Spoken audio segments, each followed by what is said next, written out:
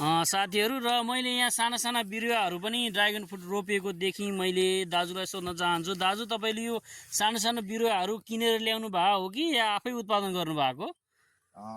यो ड्रागन फ्रुटको बिरुवा चाहिँ अहिले चाहिँ म आफैले उत्पादन गरिरहेको छु। जुन बेला पहिला मलाई चाहिँदाखेरि चाहिँ जुन मैले यो अहिले यो ड्रागन फ्रुट मेरो हुर्किया छ, हजुर, यसको बिरुवा चाहिँ यो मैले अघि नै भनिहालेँ, यो जुन के भन्छ यो दिव्य तारा एग्रो फरेस्ट्री भन्ने चाहिँ संस्थाले मलाई यो दिलाएको वीरगन्जमा छ। यसको वीरगन्जमा भन्ने कुरो चाहिँ उहाँहरूले यहाँ गाडीमा लिएर पठाइदिनु भएको। त्यो बेलामा मैले एउटा बिरुवाको मूल्य चाहिँ 350 रुपियाँ तिरेर किनेँ। 350 एउटा बिरुवाको मूल्य।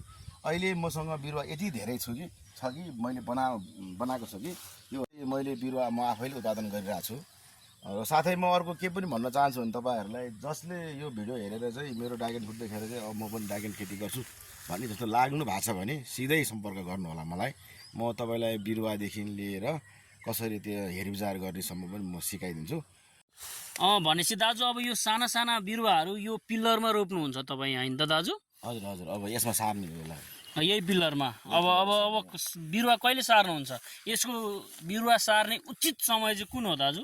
समय चाहिँ यही बर्खाको बेलामै हो सार्ने चाहिँ। अलिकति यो मेन पावरको कम भएर चाहिँ अलिकति भ्याइरहेको छैन, बिस्तारै सार्दै गर्छु।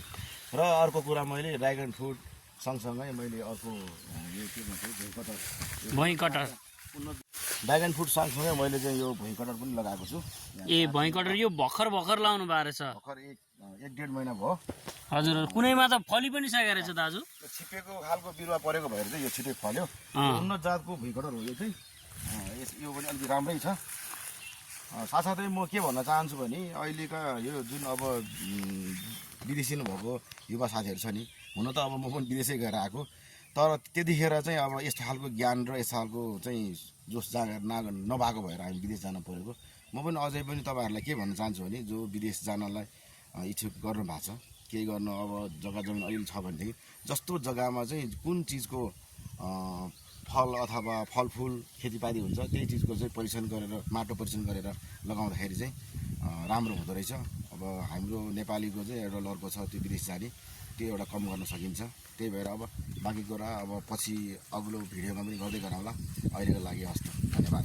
धन्यवाद दाजु, तपाईँसँग अन्तरङ्गी कुरा गर्न पाइयो र हजुरको यो स्वदेशी ड्रागन फ्रुट फार्ममा राम्रोसँग भिजिट गर्न पाइयो। र तपाईँहरूलाई साथीहरू बिरुवा चाहिन्छ भने ड्रागन फ्रुटको राम्रो र रातो प्रकारको बिरुवा चाहिन्छ भने यस स्वदेशी ड्रागन फ्रुट फार्ममा सम्पर्क गर्नु होला भन्दै आजको यो भिडियो यहीँ समाप्त गरेँ। धन्यवाद साथीहरू।